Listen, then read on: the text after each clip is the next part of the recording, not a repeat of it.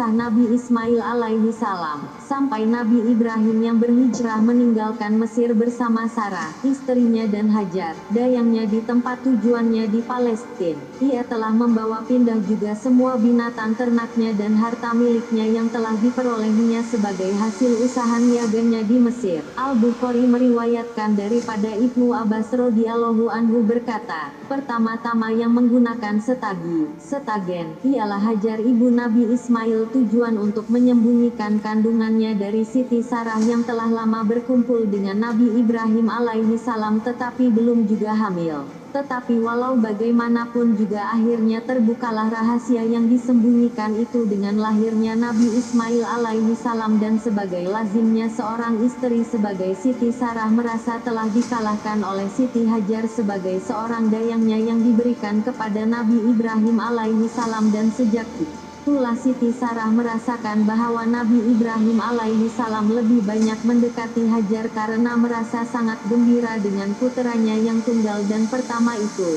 Hal ini yang menyebabkan permulaan ada keratakan dalam rumah tangga Nabi Ibrahim alaihi salam sehingga Siti Sarah merasa tidak tahan hati jika melihat Siti Hajar dan minta pada Nabi Ibrahim alaihi salam supaya menjauhkannya dari matanya dan menempatkannya di lain tempat. Untuk suatu hikmah yang belum diketahui dan disadari oleh Nabi Ibrahim, Allah subhanahu wa ta'ala mewahyukan kepadanya agar keinginan dan permintaan Sarah istrinya dipenuhi dan dijauhkanlah Ismail bersama Hajar ibunya dan Sarah ke suatu tempat di mana yang ia akan tuju dan di mana Ismail puteranya bersama ibunya akan ditempatkan dan kepada siapa akan ditinggalkan. Maka dengan tawakal kepada Allah berangkatlah Nabi Ibrahim meninggalkan rumah membawa Hajar dan Ismail yang diboncengkan di atas untanya tanpa tempat tujuan yang tertentu. Ia hanya berserah diri kepada Allah yang akan memberi arah kepada binatang tunggangannya. Dan berjalanlah unta Nabi Ibrahim dengan 3 hamba Allah yang berada di atas punggungnya keluar kota masuk ke lautan pasir dan padang terbuka di mana terik matahari dengan pedihnya menyengat tubuh dan angin yang kencang menghembur-hamburkan debu-debu pasir.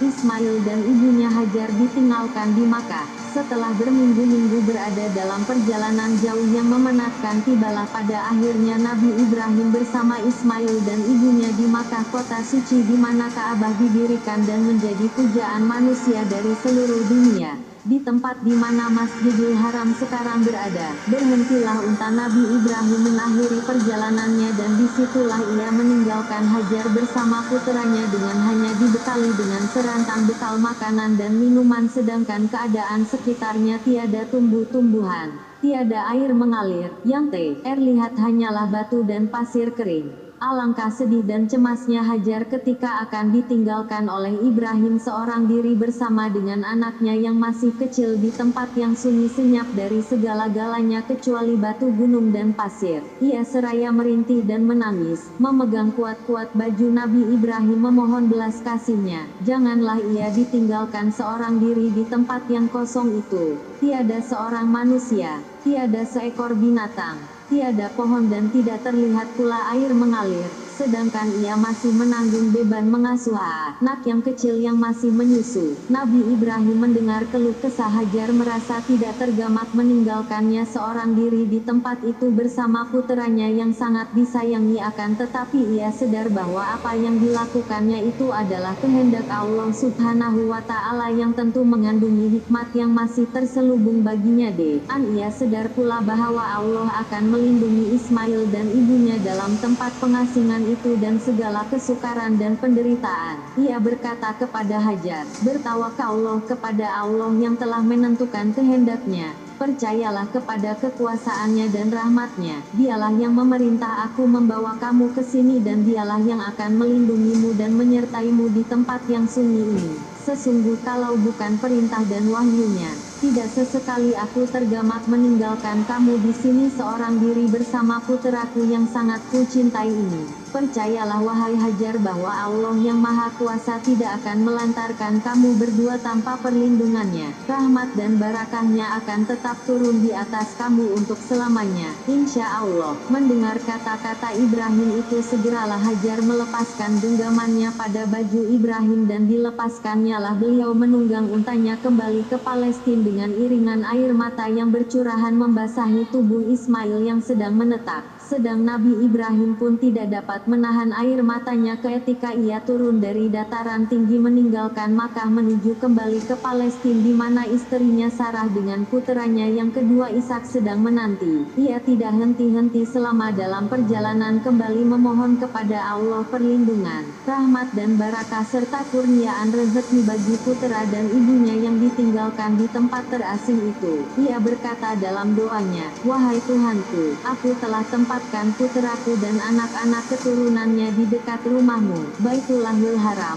di lembah yang sunyi dari tanaman dan manusia agar mereka mendirikan sholat dan beribadat kepadamu. Jadikanlah hati sebahagian manusia cenderung kepada mereka dan berilah mereka rezeki dari buah-buahan yang lazat. Mudah-mudahan mereka bersyukur kepadamu." Mata air Zam-Zam. Sepeninggal Nabi Ibrahim tinggallah Hajar dan puteranya di tempat yang terpencil dan sunyi itu. Ia harus menerima nasib yang telah ditakdirkan oleh Allah atas dirinya dengan kesabaran dan keyakinan penuh akan perlindungannya. Bekalan makanan dan minuman yang dibawanya dalam perjalanan pada akhirnya habis dimakan selama beberapa hari sepeninggalan Nabi Ibrahim. Maka mulailah terasa oleh Hajar beratnya beban hidup yang harus ditanggungnya sendiri tanpa bantuan suaminya. Ia masih harus meneteki anaknya, namun air teteknya makin lama makin mengering disebabkan kekurangan makan. Anak yang tidak dapat minuman yang memuaskan dari teteh ibunya mulai menjadi cerewet dan tidak henti-hentinya menangis. Ibunya menjadi panik,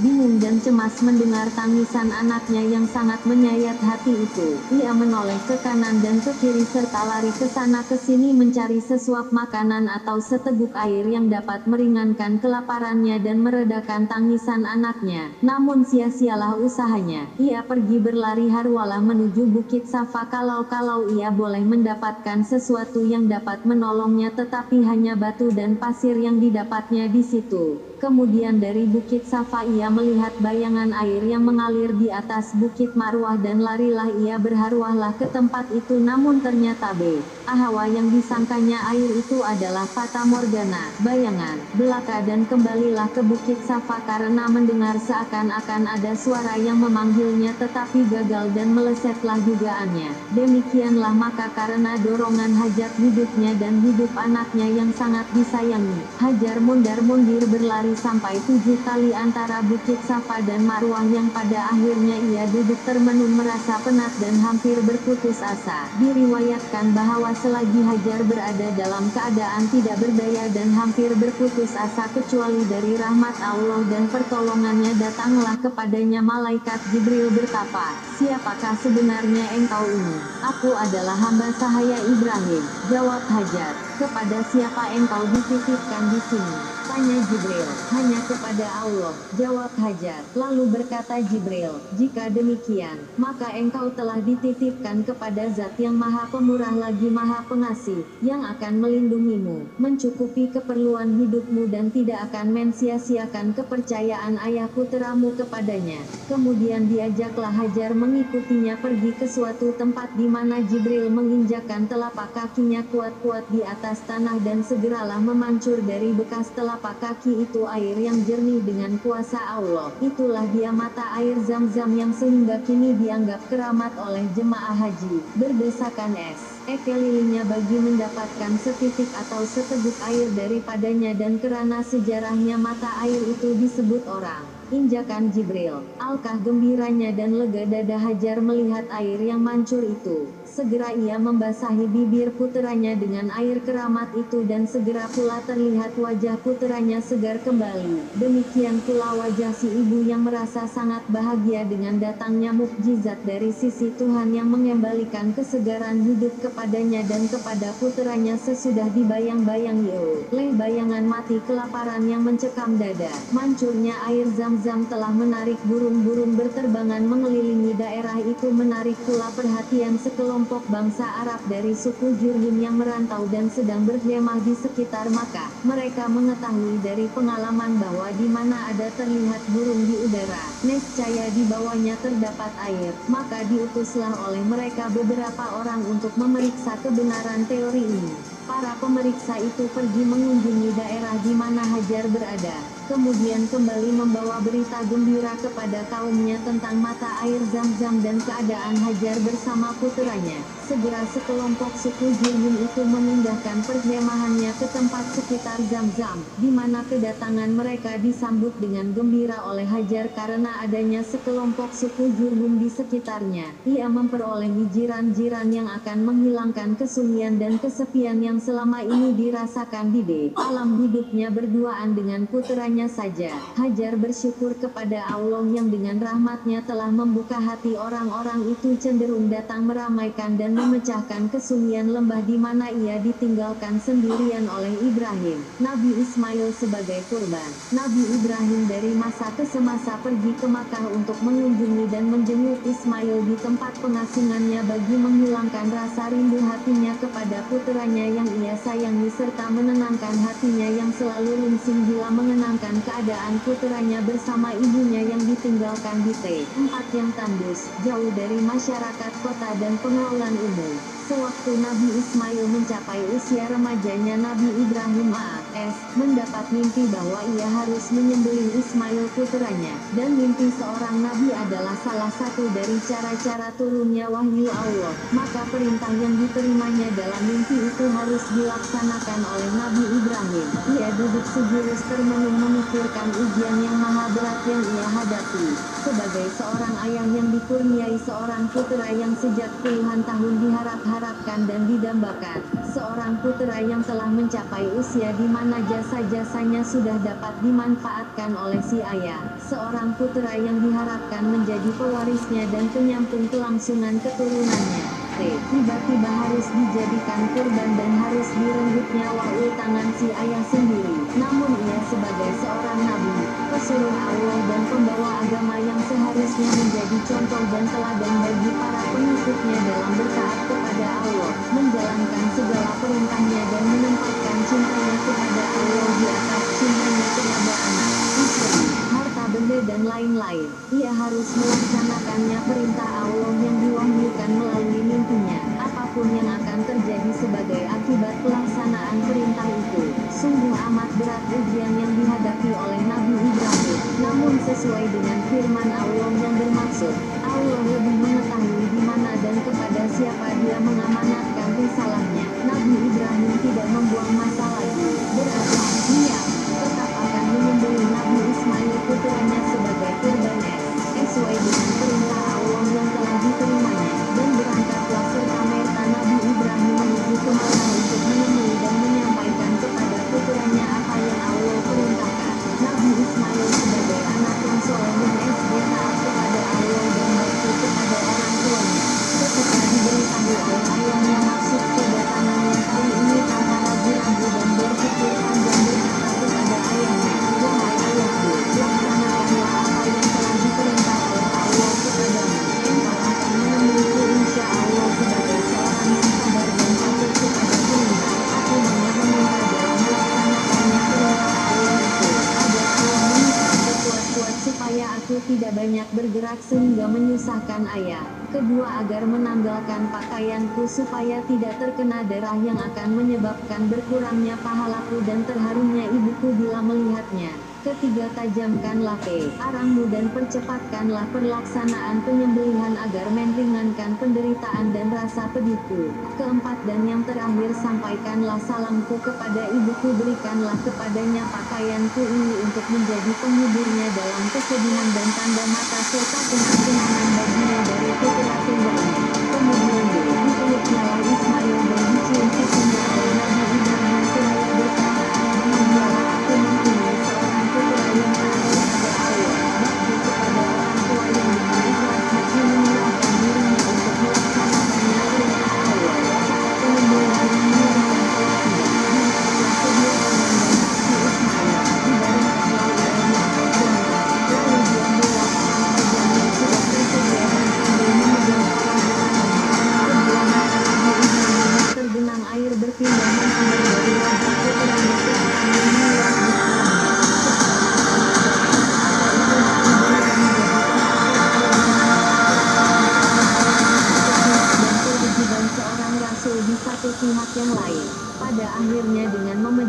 matanya. Parang diletakkan pada leher Nabi Ismail dan penyembelihan dilakukan. Akan tetapi apa daya, parang yang sudah demikian tajamnya itu ternyata menjadi tumpul di leher Nabi Ismail dan tidak dapat berfungsi sebagaimana mestinya dan sebagaimana diharapkan. Kejadian tersebut merupakan suatu mukjizat dari Allah yang menegaskan bahwa perintah pengorbanan Ismail itu hanya suatu ujian bagi Nabi Ibrahim dan Nabi Ismail sampai sejauh mana cinta dan taat mereka kepada Allah. Ternyata keduanya telah lulus dalam ujian yang sangat berat itu. Nabi Ibrahim telah menunjukkan kesetiaan yang tulus dengan pengorbanan putranya untuk berbakti melaksanakannya perintah Allah, sedangkan Nabi Ismail tidak sedikit pun ragu atau bimbang dalam memperagakan kebaktiannya kepada Allah dan kepada orang tuanya dengan menyerahkan jiwa raganya untuk dikorbankan. Sampai-sampai terjadi seketika merasa bahwa parang itu tidak memotong lehernya. Katalah ia kepada ayahnya, "Wahai ayahku, rupa-rupanya engkau tidak sampai hati memotong leherku karena melihat wajahku. Cobalah kelanjutkan aku dan laksanakanlah tugasmu tanpa melihat wajahku." Akan tetapi parang itu tetap tidak berdaya mengeluarkan setitik darah pun dari daging Ismail walau ia telah ditelanjutkan dan dicoba memotong lehernya dari belakang. Dalam keadaan bingung dan sedih hati, karena gagal dalam usahanya menyembelih putranya, datanglah kepada Nabi Ibrahim wahyu Allah dengan firman-Nya, "Wahai Ibrahim, engkau telah berhasil melaksanakan yang intinya. Demikianlah kami akan membalas orang-orang yang berbuat kebajikan." Kemudian sebagai tebusan ganti nyawa Ismail telah diselamatkan itu, Allah memerintahkan Nabi Ibrahim menyembelih seekor kambing yang telah tersedia di sampingnya dan segera dipotong lehernya. Kambing itu oleh beliau dengan parang yang tumpul di leher puteranya Ismail itu. Dan inilah asal permulaan sunnah berkurban yang dilakukan oleh umat Islam pada tiap hari raya Idul Adha di seluruh pelosok dunia.